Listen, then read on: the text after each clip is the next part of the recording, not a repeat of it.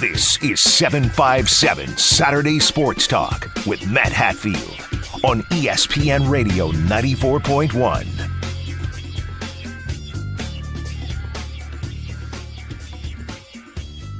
It's 757 Saturday Sports Talk here on ESPN Radio 94.1, powered by Larry King Law. If you're injured in an accident, you call 757-INJURED for Larry King.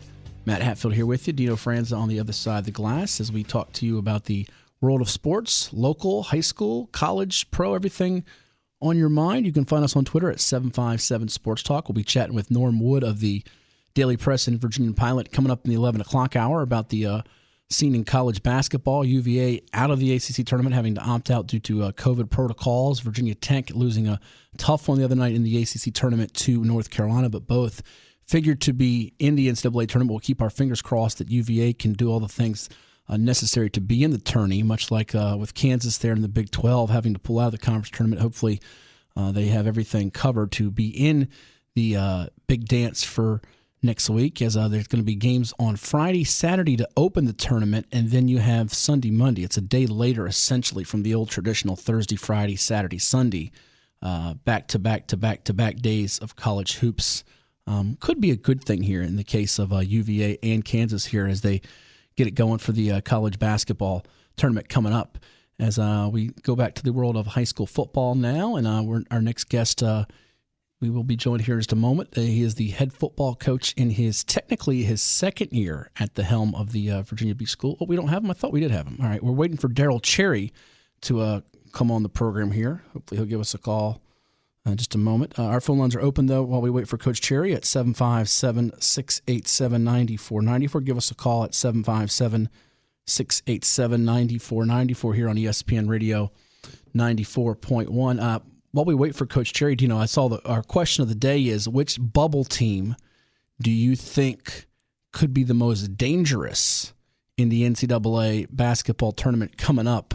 To me, it's Syracuse. We've seen them do this year after year after year, whether they're in or out. But Buddy Boeheim, Jim's son, is shooting it so well. And you get a hot score. I go back to even those days when Bryce Drew was at Valpo. A kid like him could go get 32, 34 in an opening round game. Whether they're 6, 7, 8, or even one of those double digit seeds like a 10, 11, 12, look out. And that 2-3 zone, if you don't have a lot of time to really carve into it and prep for it, that can give people problems too. Yeah, you see Syracuse, that could be a team that, could do some damage like we've seen in years past, although this year they're much better. But we've seen in the past where Michigan gets in and goes on one of those runs throughout the tournament and goes very deep. Obviously, this year they're expected to because, they're going to be a high seed, probably a number one. Yeah, I think Michigan, you can look at them, Illinois, Iowa, a couple of those teams in the Big Ten can have deep runs. The Big Ten, people argue what's the best conference, and we'll have some sound a little bit later from Joe Lunardi, the bracketologist, as he was on a conference call this week. We tried to effort him on the program, but obviously he's a busy man going through some of the questions in college basketball. But the Big Ten, the Big 12, I think, are looking like the deepest leagues. The ACC not as deep as it's been, but you never know. Syracuse could be that wild card team in the ACC. All right, this time we're now joined by a special guest. As I was teasing a few moments ago, he is the head football coach in his second year at the helm of the Kempsville Chiefs. Pitching a shutout last night, 21-0 of Landstown. Not often do you see Landstown get shut out, and not often do you see the Chiefs get this type of shutout here lately in these recent years. Their first shutout since 2005. And here to talk about it with us is Coach Daryl Cherry of Kempsville High. Thank you for coming on the program this morning, Coach. Congrats on the win last night. Had to feel pretty sweet. Yes, sir. I feel great, man. I'm very proud of those guys putting in that work. We've been chopping wood from the very beginning during the short season, and we had our chance to make things happen last night.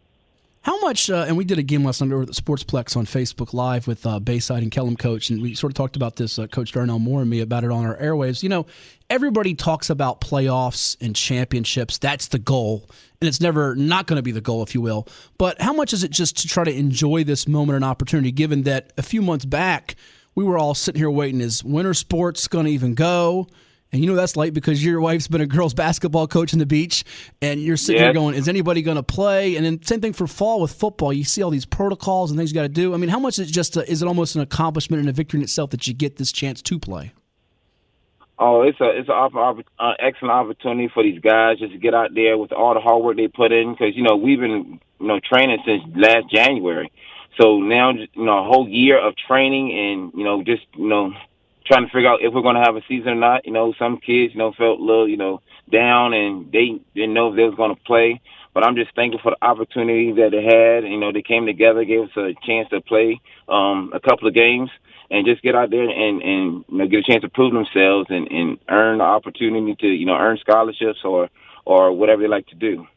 Well, we saw what you did in your first season, though. The record wasn't what you probably preferred. You snapped that 63-game losing streak in October of 2019 by beating Bayside. You guys showed some improvement there towards the end of the season. And then this year, you come from the Tallwood, John Keppel tree of coaching. You know about running the ball, playing defense. Correct me if I'm wrong, but I believe both starting quarterbacks were out last night, yours and Landstown. So it really became even more about running the ball and playing defense, didn't it? Yes, it's all about ball control and who can protect the ball the most and just move the chains. I know Landstown had a solid line. They're very good up front. And I just told my boys, hey, we just got to chop that wood, 3 yards. 4 yards, get our opportunity, protect the ball, and play field position, work on our special teams, and that gave us a shot in our work on our defense, and we just got a chance to hold them down. Well, we'll get to some of those defensive standouts for you, and you're right about that. The trenches play for Coach Tom Reedman's Eagles. I mean, Denzel Lowry, who's committed to ODU, and Isaiah Montgomery. Those guys are horses up front, and they make things difficult for people. But one of the kids that stood out to me back in the 7-on-7 league with Game Academy in the fall, I felt he's been kind of under the radar and heralded for a while here, is Karan Boyd. I mean, he had a big game in that win you got over Bayside a couple years ago, and I think he's one of the more underrated players. Tell us about what he does for your program running the football. Oh man, Karan, he's just a sophomore, and he's becoming his own. As far as he's putting in that work. He's one of our main guys we got to get the ball to. He's a special kid on the football field. He can do pretty much everything: run the ball, catch the ball. We even got him trying to throw the ball a little bit. But for us to have success, we got to rely on him to be able to make big plays for us, and he did that last night. Be able to run for 2 touchdowns and play a solid defense on the back end. And I understand he's a pretty good student too, right around a 3.9 GPA, if memory serves me right. Oh yes, he's right now he's like a 3.9 honor roll student. He's been working on his grades since day one. His parents make sure that he stay on top of his grades, and he's focused. He's a focused young man, quiet young man. Very proud of this guy, and I'm just excited to see what he can do in the future. Going back to your first 2 games, we know the one you lost to Cox in the opener and then the game against Green Run, which ended up becoming a win due to a forfeit because of an ineligible player for the Stallions there.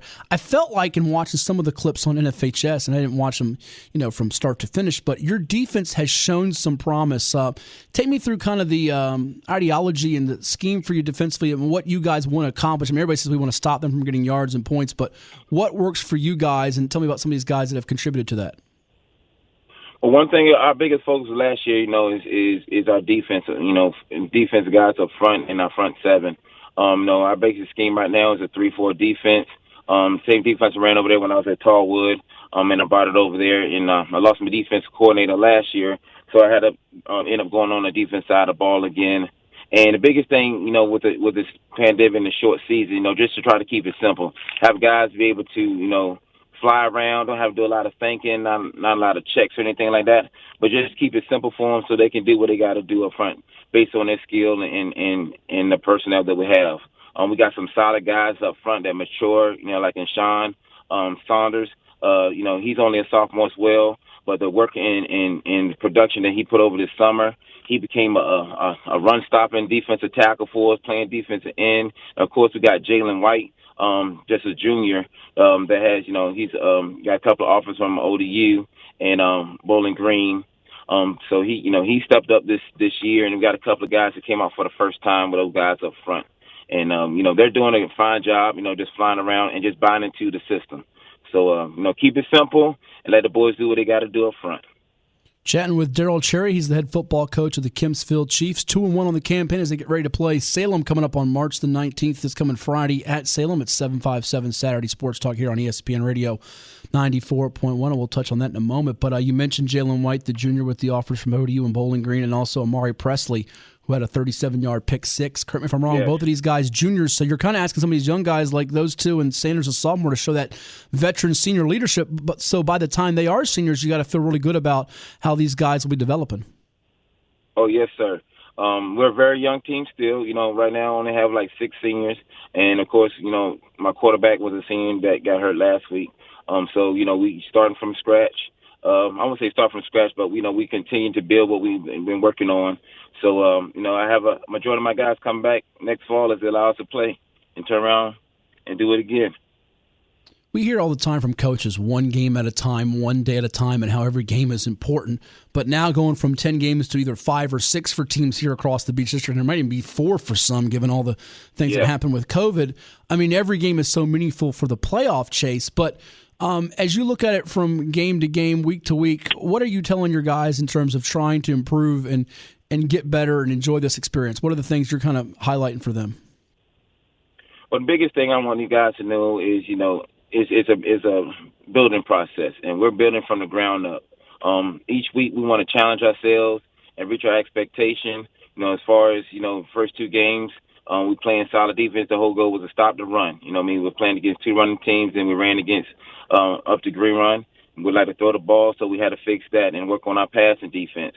So, each week we want to take it and take it another step forward. Offensively, we're trying to score by running the ball and protecting the football. So, each week we just build on on our success from last week and work on our weaknesses. And just like you said, take it one game at a time, because we want to control that game on Friday night and let the rest take care of itself. Yeah, it's never been more true here. Are you one, I've had this conversation with other coaches, are you one that every time your phone rings or buzzes, are you saying, oh no, please let us not be what I think it could be? Are you one that has that fret, or does it not really worry you or bother you too much knowing all the potential things that could happen with COVID and so forth? No, I'm not coach too. Phone call, text message, I was like, okay, what is it? What we got to do? Just trying to stay positive, tell the kids to stay safe, do the smart things, make sure you wear your mask. So I've been screaming that more in practice than anything. Have your mask on, keep separated, have your mask on, to making sure we are following the right protocol so we can continue to play this game of football. Every time I see an email, call, text message about a parent, but this weekend has been all congratulations, coach, so I accept that. Hey, you take those every time after a Friday night W. You can exhale and say, "Let me enjoy this for the old 12-hour, 24-hour rule." Then you get back to work, right? Yeah, yes, sir. A couple more for let you go, Coach. Appreciate you coming on the program here. We know they're both different, but which is more different? Not playing everybody in the beach in the schedule the way it is, or not having the scrimmages and that normal routine you had to get ready for a season? Which has been more, I guess, taxing on the mind there? Well, I'm a very big guy on preparation. Having those scrimmages and things like that gives opportunity to see what we can do early. And not having those scrimmages and having a chance to prepare and adjust before the actual season, going into this first game is, you don't have an opportunity to prepare for that team. You don't have an opportunity to look at the film and game plan. So you're just, going off your strengths and what you have, So, we got to teach everything. We got to prepare for everything in the unexpected. So I say, not having the scrimmages and not having a regular routine, these guys had to adjust. Football is, we always follow a certain routine every season. You got your off season, you got your weight room, and not having an opportunity to get in the weight room, it just changed a lot of things. It's taxing on the kids and even on the coaches. But like I said, I'm grateful for the opportunity they gave us to play. So I'm gonna take what they give me and make the best of it. And that's what we're planning on doing for the rest of the season. Well, I'm sure you relish the underdog role, and you're the underdog this Friday night against Salem, which has won, I don't know, what's it now, 17, 18 games in a row in the Beach District. We know how strong that defense is with Zamarion Harrell going to Coastal Carolina and Isaiah Henderson headed to Air Force, and what they did in that first game of the year when they held Princess Anne to 6, and we saw how explosive Princess Anne was a week ago with 70, then beating Ocean Lakes last night. They escape a very high-octane, fast screen run team last night, and you've got Salem at their place. Tell me about that matchup, what you see from the Sun Devils so far on film, and I know it's a daunting task in front of you guys. Well, I can say that I respect those coaches. I coached with those two guys, Coach Wilson and Coach McGowan when we was at Green Run High School. So, they've been mentors to me, as far as, how to run a program. So I do give them much respect. But it's like every other football game. You got to be able to prepare and get our guys in the best situation. I know it's going to be a tough one for us guys because they're the defending beach champions, been the playoff team for the last couple of years. So it's a challenge for us, but I know my guys, they're going to rise to the occasion. They're going to give it their all, and that's all I expect them to do. I'm going to try to get in here, watch this film, prepare, and just going to see what happens on Friday night. Should be a fun one. They'll strap it up at 7 o'clock on Friday night at Salem High School, and the Sun Devils play host to the Kempsville Chiefs, 2-1, looking to keep things rolling over there under Coach Daryl Cherry in his second year at the helm. Thank you so much, Coach. Best wishes to you. Congrats again on the win last night, and stay safe to you and your guys. We'll see you soon. I appreciate you. You take care. Be safe. That is Daryl Cherry, head football coach of the Kempsville Chiefs, here with us on 757 Saturday Sports Talk following their 21-0 shutout of Landstown last night. And who would have thunk it? Kempsville with a chance, just a chance to move to 3-1. And you know what? You take that in March, playing high school football, everything, you get a chance to play a game. Hey, that's a big deal these days. All right, we will take a timeout. Hour 1 in the books. Second hour coming up with Norm Wood of the Daily Press and Virginian Pilot. We'll go through the ACC, college basketball with the Who's and the Hokies of UVA and Virginia Tech, and much more on the world of college hoops with the NCAA tournament approaching right here on 757 Saturday Sports Talk, exclusively in Hampton Roads on ESPN Radio 94.1.